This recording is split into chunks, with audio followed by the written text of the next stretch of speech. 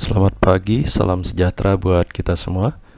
Semoga semuanya berada dalam keadaan sehat walafiat atas karunia-Nya. Pada kesempatan yang berbahagia ini, saya akan menyampaikan materi peraturan perundangan keselamatan konstruksi yang merupakan salah satu materi pada mata kuliah keselamatan konstruksi pada program studi Magister Sains Terapan Teknik Keselamatan dan Risiko. Mata kuliah ini sebetulnya dikoordinir oleh Dr. Putu Arta dan akan ada 4 dosen lagi nanti yang akan menyampaikan materi pada mata kuliah ini. Regulasi keselamatan konstruksi akan saya sampaikan sendiri, kemudian keselamatan konstruksi kapal akan disampaikan oleh Dr. Putu Arta, tanggap darurat keselamatan konstruksi disampaikan oleh Dr. Hakam, kemudian studi kasus keselamatan konstruksi dan K3 pesawat angkat oleh Dr. Dido. Materi peraturan perundangan keselamatan konstruksi akan saya mulai dari menyimak sedikit pentingnya peran jasa konstruksi, kemudian peraturan perundangan jasa konstruksi, baru kemudian nanti di akhir baru peraturan perundangan keselamatan konstruksi yang terdiri dari 9 butir peraturan perundangan. Materi ini saya bagi menjadi 4 bagian. Pada bagian yang pertama ini kita akan bahas pentingnya jasa konstruksi, perundangan jasa konstruksi, dan peraturan undang-undang nomor 1 tahun 70 tentang keselamatan kerja dan Undang-Undang nomor 2 tahun 2017 tentang jasa konstruksi. Kita masuk ke bagian A, peran jasa konstruksi.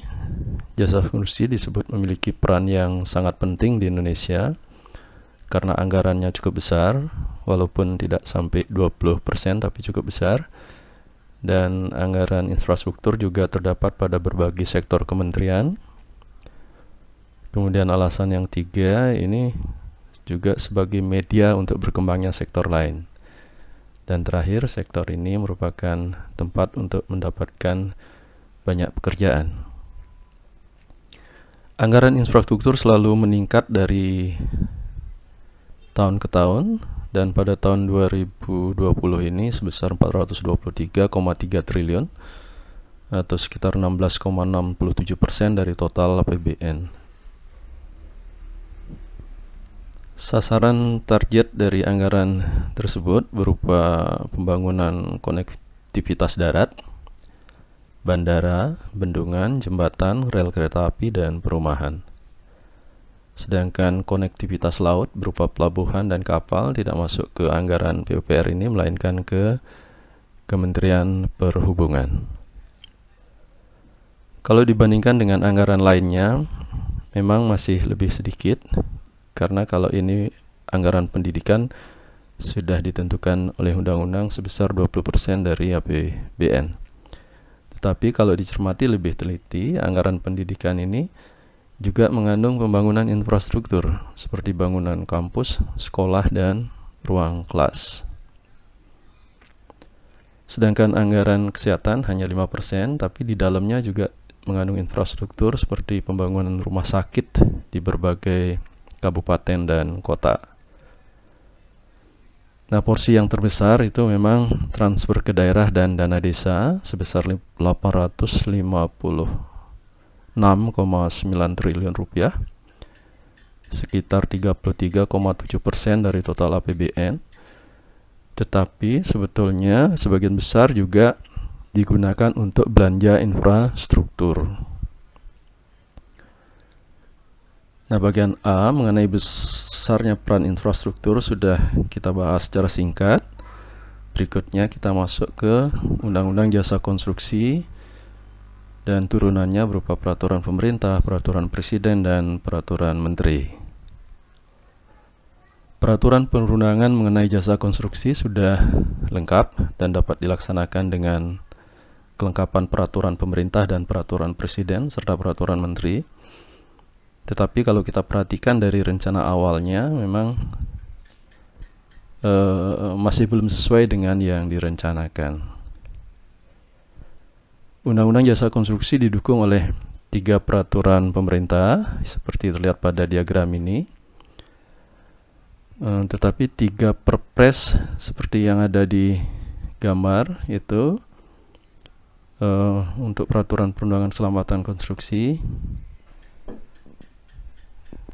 belum sesuai dengan dengan yang direncanakan, karena sebetulnya hanya terangkum dalam 1 perpres. Untuk materi peraturan perundangan keselamatan konstruksi kita akan mengacu pada Peraturan Menteri PUPR nomor 21 tahun 2019 tentang pedoman sistem manajemen keselamatan konstruksi. Permen ini relatif baru, diundangkan pada akhir Desember 2019. Undang-Undang nomor 2 tahun 2017 adalah pengganti dari Undang-Undang nomor 18 tahun 1999 dan didukung oleh 3 peraturan pemerintah, yaitu PP tentang usaha jasa konstruksi, PP tentang penyelenggaraan jasa konstruksi, dan PP tentang pembinaan dan partisipasi jasa konstruksi.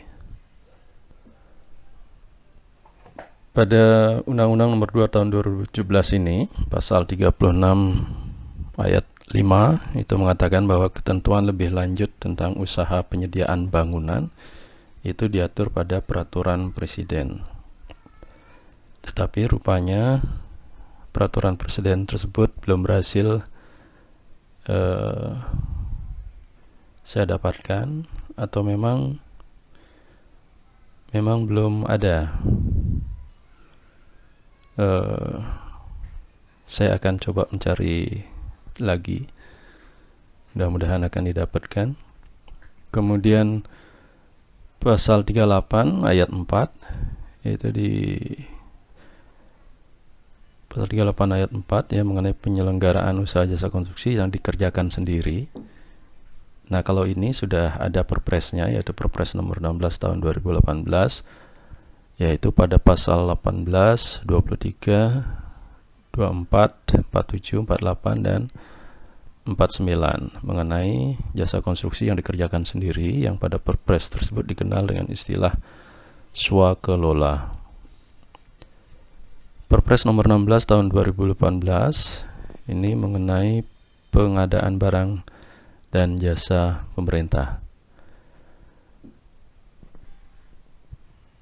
Peraturan Presiden nomor 16 tahun 2018 mengenai pengadaan swakelola tadi itu ada di bab 4, bab 5, dan bab 6 mengenai perencanaan, persiapan, dan pelaksanaan pengadaan swakelola.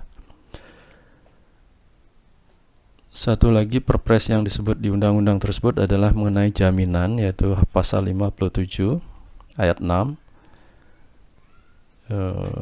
berbunyi, jaminan sebagaimana dimaksud dalam ayat 1 dan perubahan atas jaminan sebagaimana disebut ayat 5 diatur dalam peraturan presiden. Ini ada di Perpres nomor 16 tahun 2018 pasal 30 sampai 36.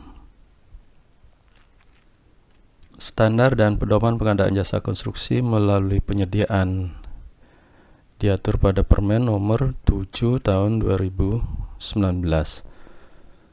Pada permen yang baru ini ada diksi baru mengenai keselamatan konstruksi dan rencana keselamatan konstruksi serta sistem manajemen keselamatan konstruksi.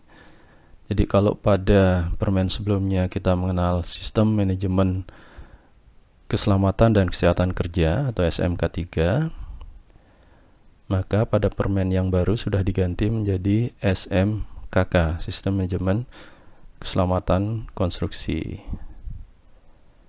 Dan semua dokumen sistem manajemen ini disebut dengan rencana keselamatan konstruksi. Kalau disebut dengan RK3K, ya, rencana K3 kontrak, sudah diganti menjadi rencana keselamatan konstruksi.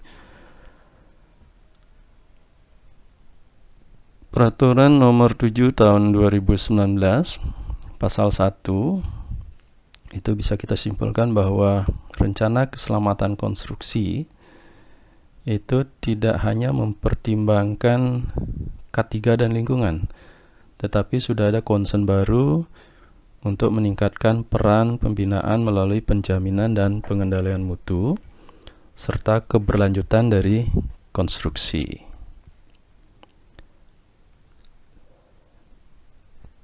Nah, bagian A dan bagian B sudah kita bisa selesaikan. Kita masuk ke peraturan perundangan K3 konstruksi, atau tepatnya sekarang disebut dengan peraturan perundangan keselamatan konstruksi. Ada